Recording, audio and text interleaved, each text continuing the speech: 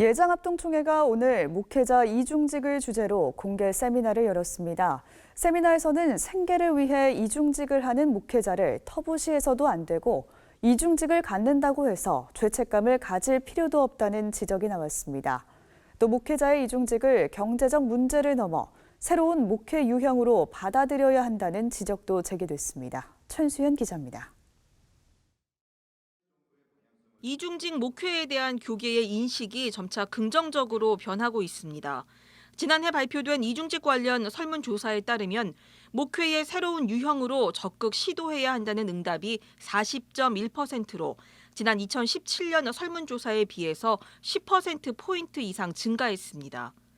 이중직을 절대 해선 안 된다는 응답은 14.4%에서 10.4%로 감소했습니다. 코로나19로 이중직 목회에 대한 관심이 더욱 높아진 가운데 예장합동총회 교회자립개발원이 목회자 이중직에 대한 공개 세미나를 열고 이중직 인식 개선을 강조했습니다.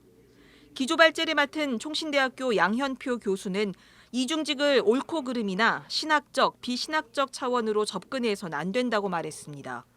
이중직의 문제는 진리가 아닌 목회자의 환경, 사회 문화에 따른 선택의 문제라며 이중직 목회자를 터부시할 필요가 없다고 강조했습니다. 양현표 교수는 그러나 교단이 신학적인 입장을 정리해 주는 건 매우 중요하다고 덧붙였습니다.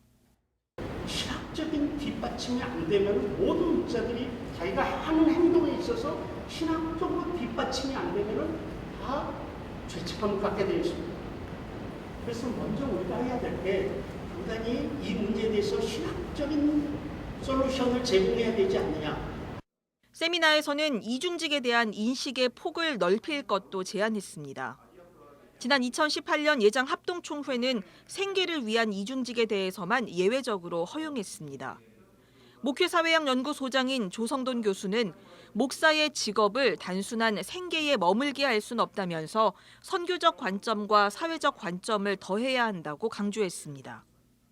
그 목사님들이 사회의 발전을 위해서 교회 공동체뿐만이 아니라 이 사회의 공동체를 만들어가기 위해서 이 사회적 연대를 만들어가기 위해서 할 수 있는 일들이 있지 않을까 싶어서 오히려 저는 사회적 목회라는 관점에서 보면 이 이중직 논의가 하나의 새로운 기회라고 저는 생각합니다.